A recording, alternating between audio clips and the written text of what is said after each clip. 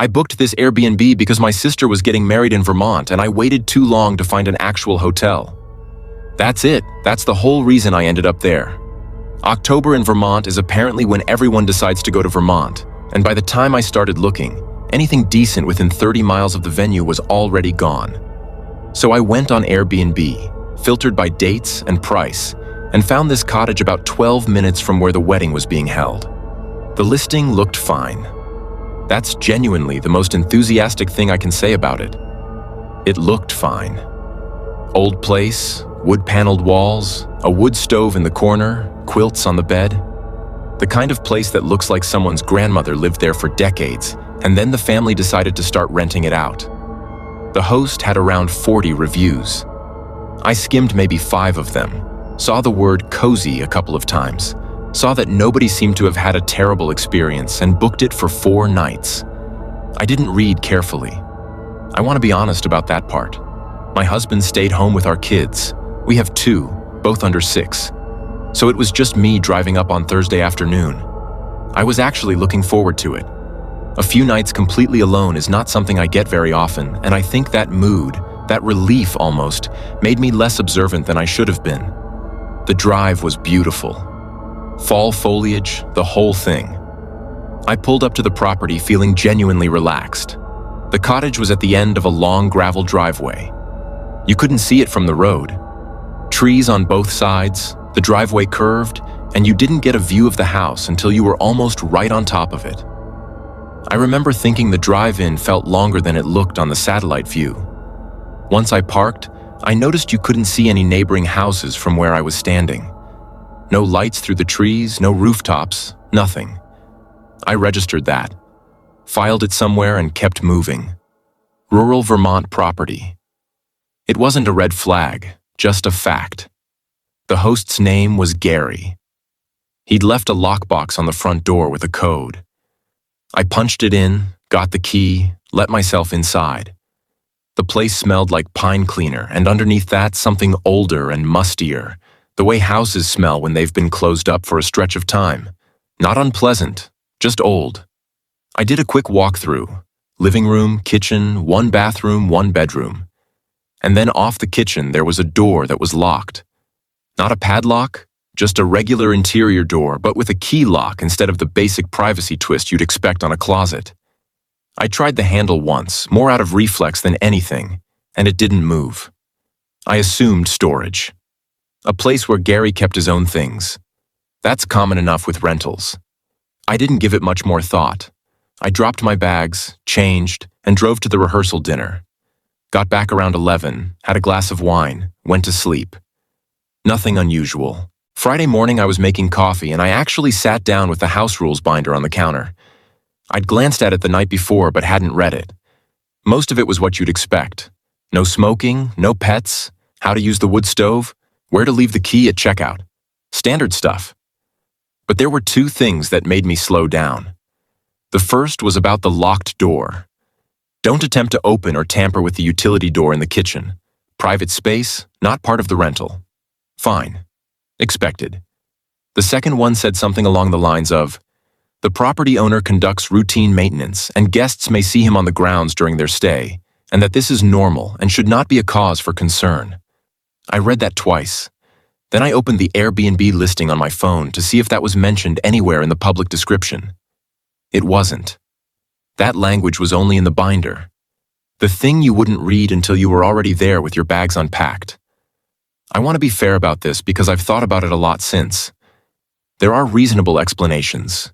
Maybe Gary checks the gutters or does something with the garden and previous guests had been startled seeing him. Maybe he just never got around to putting it in the listing. I can construct a version of this where it means nothing. But the phrasing, routine maintenance checks, should not be a cause for concern. That's language that exists because someone needed to be reassured. And reassurances don't usually get written down unless there's been a reason to write them down. I texted my husband a screenshot. He sent back a laughing emoji and said Vermont people are quirky. That actually made me feel better. I put my phone down and went about my day. Friday was fine. I drove around, found a trail near the property, walked it, ate at a place in town. Back by 6, made dinner, sat by the wood stove reading. I was genuinely enjoying myself. I remember thinking at one point that I'd been silly to feel any unease that morning, that I was a person who read too much into things, and that the binder was just an overly cautious host covering his bases. That moment of talking myself down. I think about it now. How close I came to just letting it all go. Then around 9, I heard the gravel. Tires on the driveway. Moving slowly. Not the speed of someone who'd turned in by mistake and was correcting. Slow and even. The kind of pace that didn't make sense for someone just passing through. I set my book down and listened. The sound kept going for a few seconds and then stopped somewhere before it would have reached the house. I went to the front window and looked out. The porch light was on, but the driveway curved away into dark and I couldn't see anything. No headlights, no shape of a vehicle, nothing moving. I stood there with my hand resting on the window latch. Already locked, I'd checked earlier. And I waited. I was listening for a car door. Footsteps on gravel. An engine turning back over. There was nothing. Just the sound of the trees and whatever was going on in my own chest. I stayed at that window longer than I probably looked calm doing. A minute? Maybe 2. I thought about texting Gary, or texting my husband, or going outside to look down the driveway, and I didn't do any of those things. Going outside felt wrong in a way I couldn't fully articulate. The reasonable explanation was sitting right there. Someone missed a turn, used the driveway to turn around, left. That happens constantly on rural roads. But I kept looking at the dark end of the driveway, and nothing came back into the light. No headlights sweeping across the trees as a car reversed back out to the road. I waited for that, and it didn't come. Eventually, I walked to the front door, checked the lock, and went back to the couch. I didn't read anymore that night. I just sat there for a while and then went to bed. I woke up at some point in the night, I don't know what time, and lay there listening to the house. I didn't hear anything. I fell back asleep.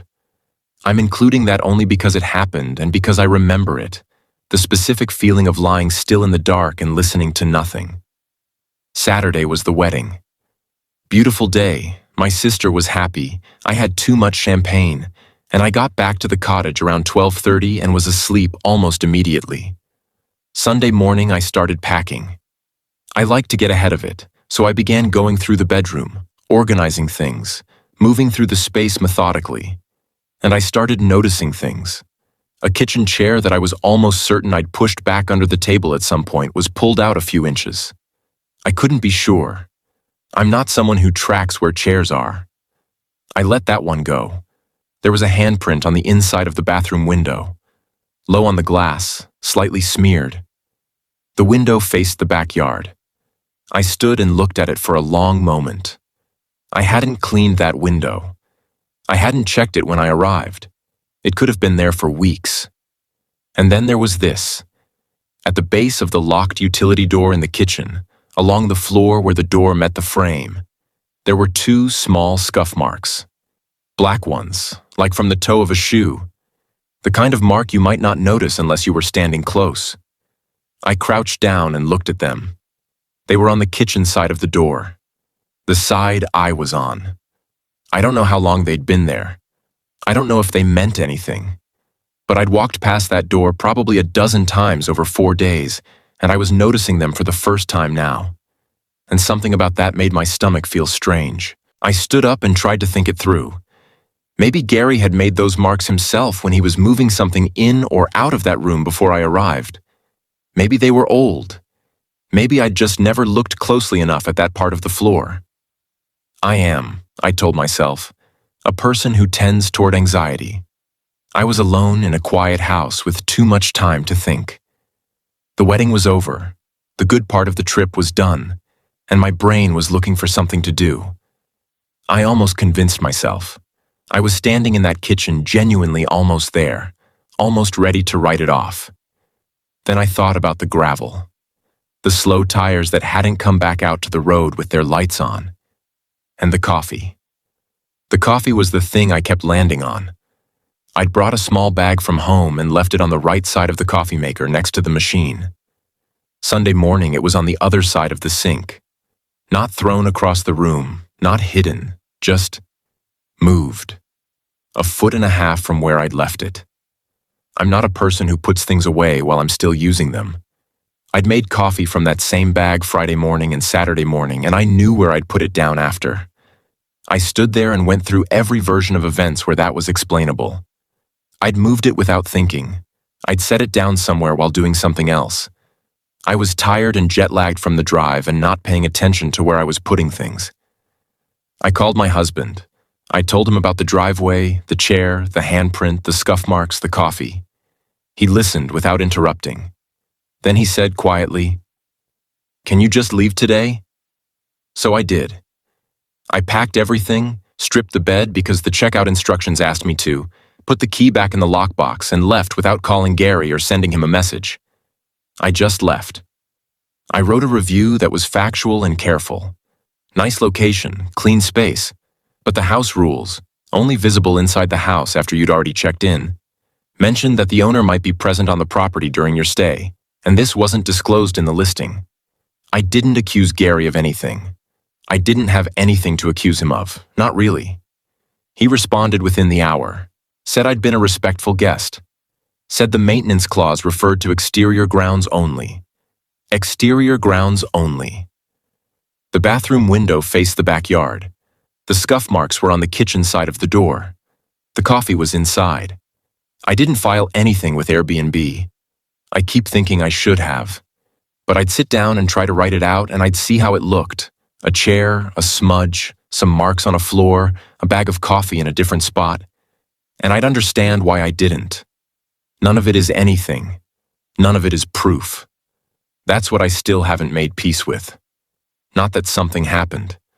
I don't know if something happened.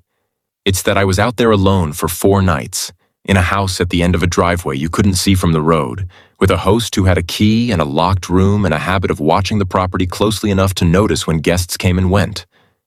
And I will never actually know.